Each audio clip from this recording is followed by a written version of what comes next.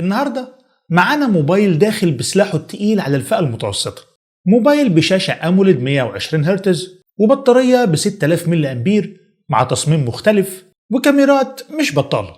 أهلا بيكم في مراجعة الريلمي 14T، الموبايل اللي جاي يقدم لك تجربة متكاملة بسعر مناسب. فيلا بينا نبدأ ونشوف هل التليفون ده هو صفقة رابحة ولا لأ. بس يا ريت في الأول تدعموني بلايك وشير، وكمان تشتركوا في القناة وتفعلوا زر الجرس وتشتركوا في قناتنا التانية قناة سراديب. أنا محمود طمان وأهلا وسهلا بيكم في حلقة جديدة.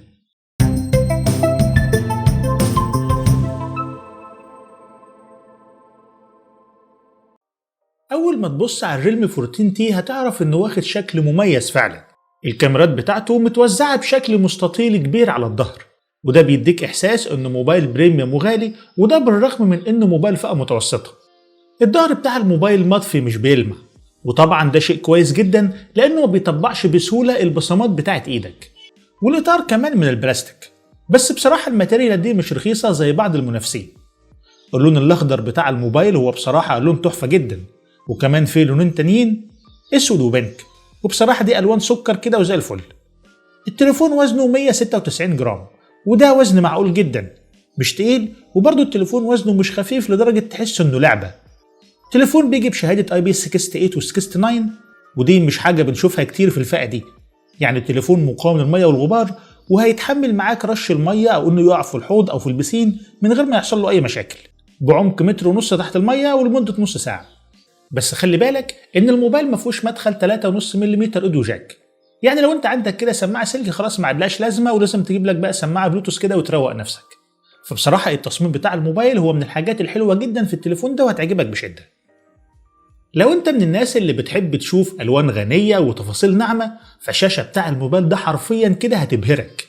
فالشاشة دي هي شاشة كاملة بتيجي بثقب او ديسبلاي، وكمان مساحتها كبيرة 6.67 بوصة. والشاشة دي هي شاشة اموليد بجودة فول اتش دي بلس بدقة 2400 في 1080 بكسل، بكثافة بكسلات 386 بكسل لكل بوصة في الشاشة. يعني الصور والفيديوهات بتكون طالعة حلوة قوي، وكمان الالوان بتاعت الشاشه دي بتكون الوان مشبعه مريحه للعين. لكن بقى الميزه القاتله هنا واللي هتعجبك جدا هو ان السطوع بتاع الشاشه بيوصل ل 2100 شمعه، وفعليا في الشمس المباشره هتشوف كل حاجه بوضوح، سواء بقى بتصور او بتتفرج على فيديو مش هتفرق. وكمان الشاشه دي بتيجي بمعدل تحديث ريفرش ريت عالي 120 هرتز، وده بيخلي السوايب والتنقل ما بين القوائم سلس جدا سواء في التصفح او في الالعاب. حواف في أطراف الشاشة حجمهم صغير جدا تقريبا مش موجودين، وده هيخلي تجربة مشاهدتك لأي فيديو أو فيلم على الموبايل ده تجربة سريعة وهتعجبك قوي. والبصمة كمان بتيجي تحت الشاشة أوبتيكال، وأدائها سريع نسبيا، شغالة من أول لمسة يعني في معظم الحالات. نيجي بقى للأداء وقلب الموبايل، البروسيسور.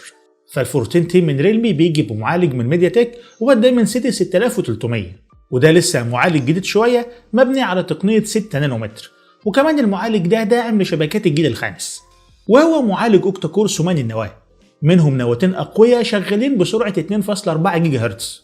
يعني باختصار المعالج ده مش فلاج شيب، بس في الفئة السعرية دي هيقدم لك تجربة ممتازة.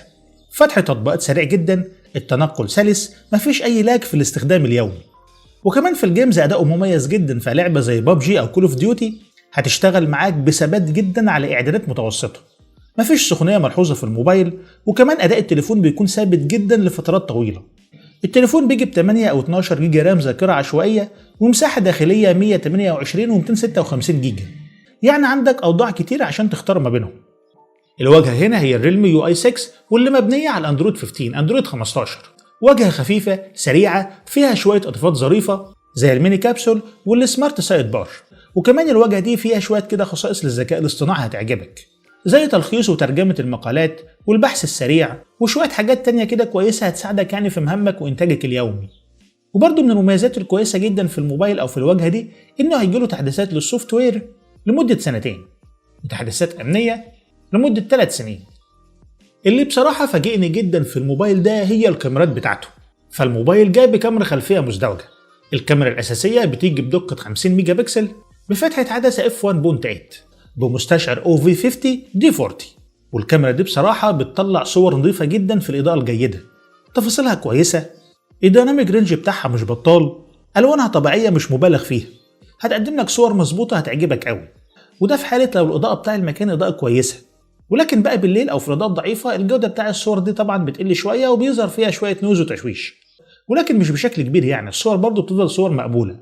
والعدسة التانية بتيجي بدقة 2 ميجا وهي عدسة مونوكروم. بصراحة مش مفيدة قوي، بس موجودة بتساعد شوية في العزل.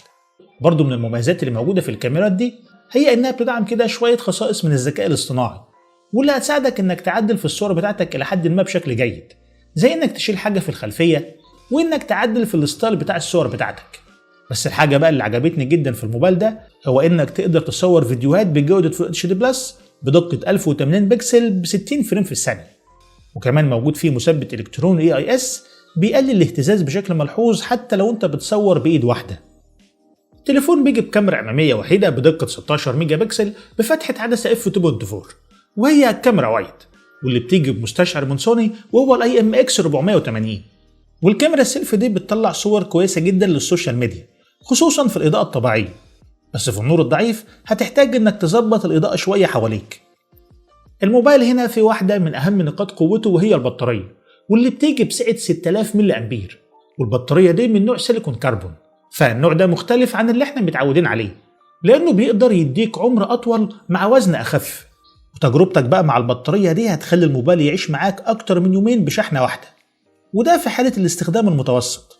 يعني الموبايل شغال معاك على 120 هرتز بشكل متصل دايما، وبتلعب كده شوية جيمز أثناء اليوم، التليفون هيكمل معاك.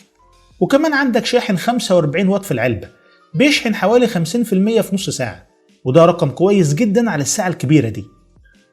طيب في النهاية كده لو حبينا نلخص كل المميزات والعيوب بتاعة الموبايل ده كده في كذا نقطة، هتكون عبارة عن ايه؟ أول حاجة بالنسبة للمميزات إن الموبايل بيجي بشاشة أموليد بسطوع عالي جدا ب 120 هرتز مع مقاومة مية IP68 و 69، وكمان بطارية ضخمة بتدوم معاك ليومين، وصوت ستيريو، وكمان واجهة سلسة مبنية على اندرويد 15. ولكن بقى العيوب بتاعة الموبايل إن مفهوش دعم NFC لاتصال قريب المدى، وبصراحة ده عيب محبط جدا بالنسبة لي. والعدسة التانية أو الكاميرا التانية مش مفيدة قوي، وكمان مفيش مدخل 3.5 ملم اوديو جاك. طيب برضو ايه الخلاصة في الموبايل ده؟ تشتريه ولا لأ؟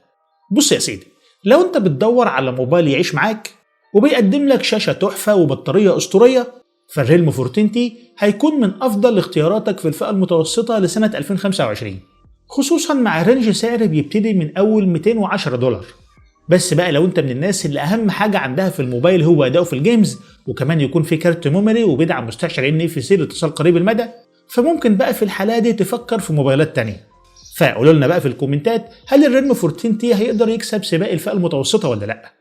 وفي النهاية ما تنساش تعمل لايك للفيديو وكمان تشترك في القناة علشان تشوف المراجعات الجديدة أول بأول.